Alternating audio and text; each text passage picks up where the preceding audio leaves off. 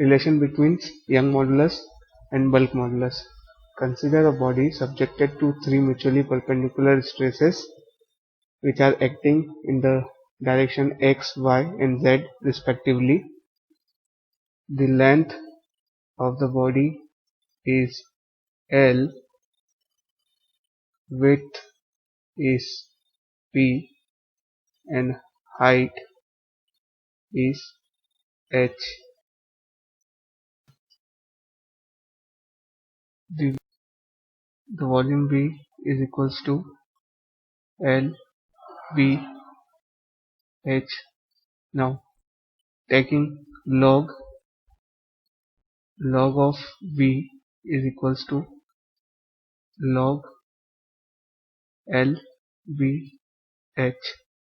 Now using property of log V is equals to log L plus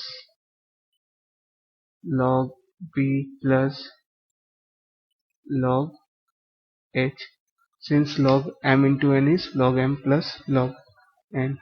Taking partial differentiation of our expression, we get del b by v is equals to del L by L plus del b by b plus del h by h.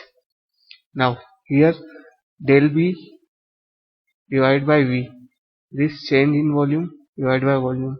Del v is the change, so change in volume divided by volume is volumetric strain.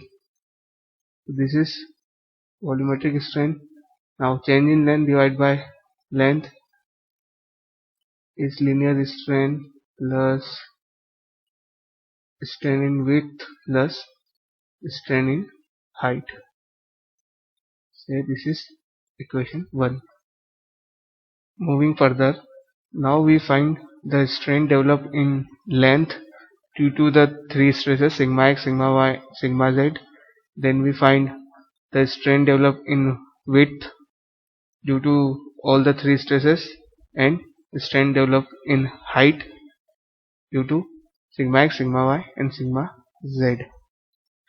So the strain developed in length is equals to sigma x, that is stress in x direction, divided by E Young modulus, minus mu times sigma y by E minus mu times sigma z by E.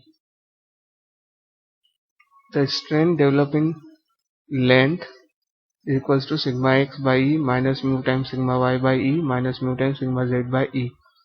Sigma x by E, because the direct stress of sigma x act in x direction, and due to this stress longitudinal strain developed in the length. That's why sigma x stress divided by Young modulus gives strain in x direction. Then due to sigma y, strain is developed in the y direction. By using Poisson's ratio, we get minus mu sigma y by E. Poisson ratio is equal to lateral strain divided by longitudinal strain. Similarly, the strain developed in length due to stress in z direction is minus mu sigma z by E. Now the total strain in y direction, that is total strain in height, is sigma y divided by E minus mu sigma x by E minus mu sigma z by E, and total strain in width of the element is sigma z by E minus mu sigma x by E minus mu sigma y by divided by. So this is second, third and fourth equations. Now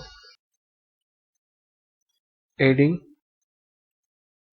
equation second, third and fourth, we get strain in length plus strain in height plus strain in width is equals to sigma x plus sigma y plus sigma z divided by E into 1 minus 2 mu. From equation 1 we get volumetric strain is equals to sigma x plus sigma y plus sigma z divided by E into 1 minus 2 mu. Now bulk modulus represented by K. Bulk modulus is equals to direct stress divided by volumetric strain. So from here we get volumetric strain as sigma by K.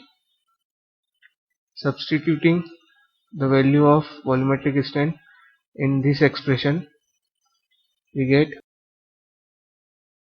sigma divided by K is equals to sigma x plus sigma y plus sigma z multiplied by 1 minus 2 mu divided by E. In case of hydrostatic stress condition, sigma x is equals to sigma y equals to sigma z. So in case of hydrostatic stress